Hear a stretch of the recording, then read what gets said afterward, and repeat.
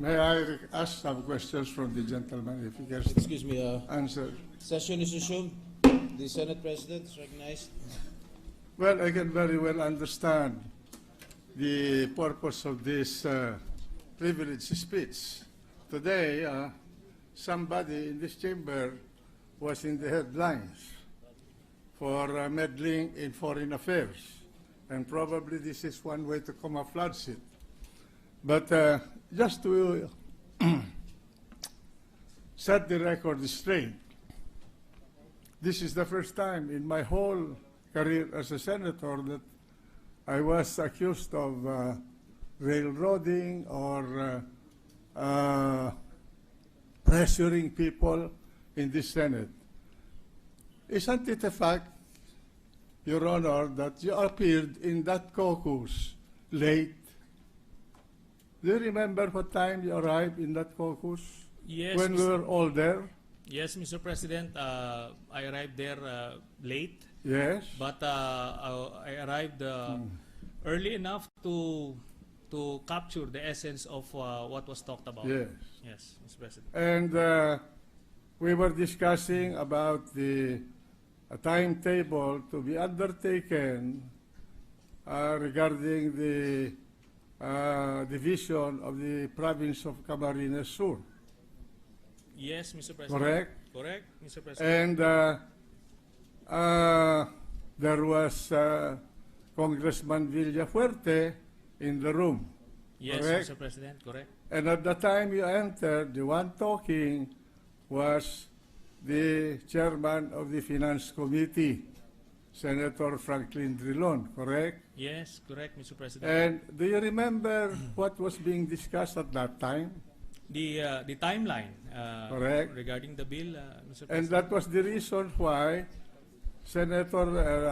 Congressman Villafuerte was asked to enter the room because I did not know about the timeline that he was talking about. And you did not know this because you were late. Yes, Mr. President, but I don't see the relevance of the point you're making right now because I hardly touched on the details of the caucus, Mr. President. Because I believe the details Well, of what I happened am in the asking caucus questions. I don't think you know the rules. Yes, I can ask you anything under the sun. I'm going to ask some more questions about you. yes, Mr. All President. Then I will answer. Then just that, answer my that's question, irrelevant. Yes, please. Mr. President. If you are a gentleman, and I assume that you are, answer my questions. Yes, Mr. President. Now, isn't it that at that point, it was Senator Drilon who was discussing the timeline with Congressman Villafuerte when you entered the room? Yes, Mr. President. And did I say anything to pressure you to favor one side or the other? Precisely, Mr. President. That's not the point. After Senator Drilon spoke, I registered my opposition on the bill, and the Senate President brushed me off. Well, Sani, okay na ito, Mr. well, President. your opposition should have been registered here because we are going to vote here anyway. And that was a caucus. We have already agreed on the timeline. And if you remember,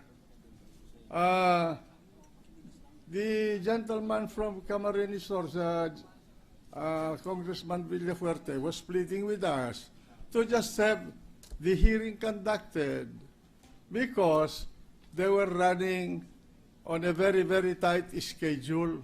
And as President of the Senate, it was my duty to hear everybody. And that's why precisely I could not decide the issue because I'm not like that. I have to present it to the members of the Senate in a caucus. And whatever is decided by the caucus, I abide by it, even during impeachment. Were you not present in these caucuses? Is there any instance where I ask you or any one of you to vote according to my wishes? Mr. President, I'm asking you a question. That's irrelevant from this. I can cite several instances. You know, it's irrelevant because Yes. you are telling falsehoods here. I take exception to that statement. I Mr. am President. saying you're telling falsehoods here. Well, Because there are records of our proceedings. Well, Mr. President, All right. okay. Isn't it a fact that you are angry at me because you were asking me for an additional budget for your oversight committee, and I did not allow it? No, that is a falsehood, All Mr. right. President. Okay, but the record is Which such record? now. Which record, Mr. President?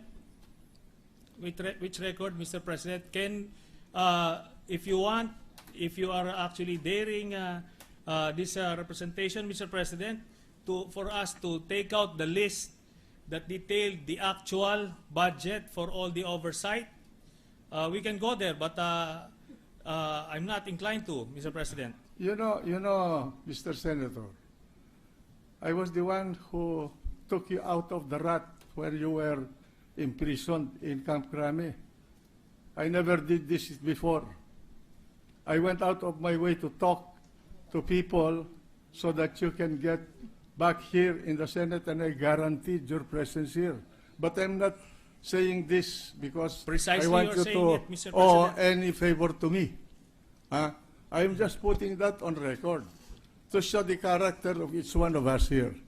Okay, second, I'm sure that you resented my statement when we were in the cabinet, when you were presenting your supposed position as against the position of the Department of Foreign Affairs, when President Aquino invited me to attend a cabinet meeting on the Scarborough problem, and I told you, who authorized you to make a backroom negotiation with the Chinese for the Scarborough?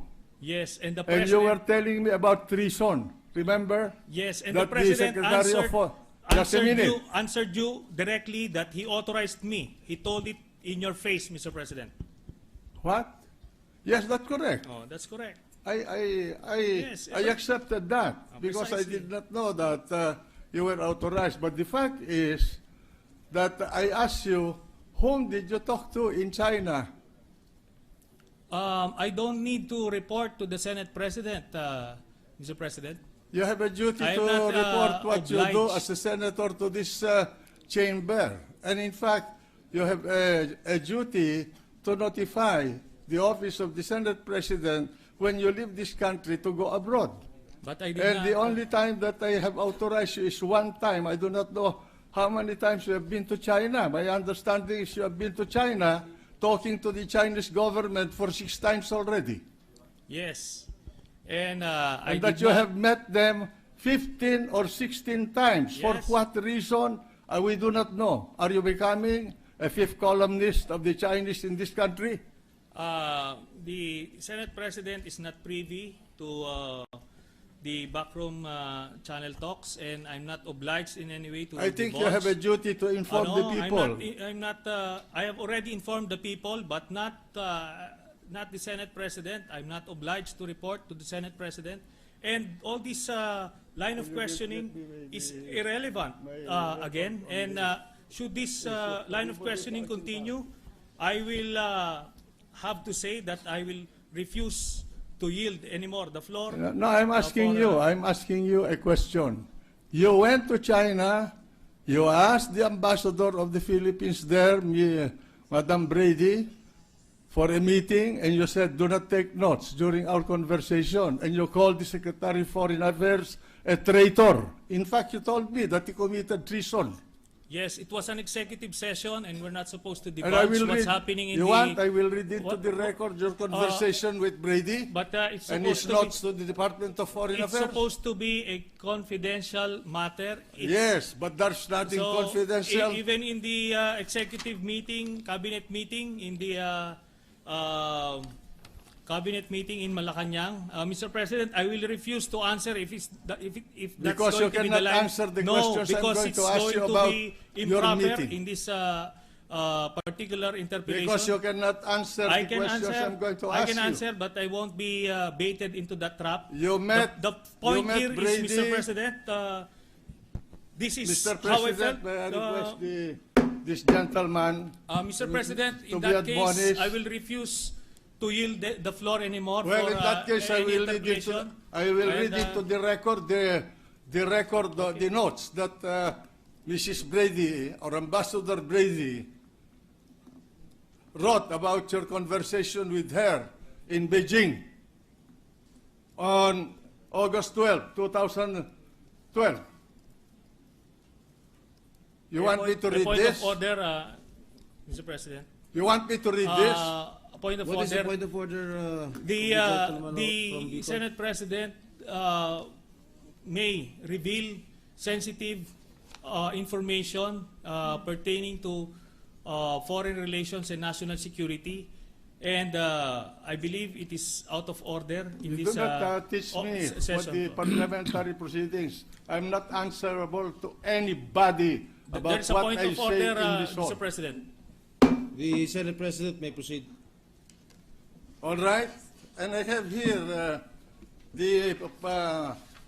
the white paper that you've been writing about the Secretary of Foreign Affairs.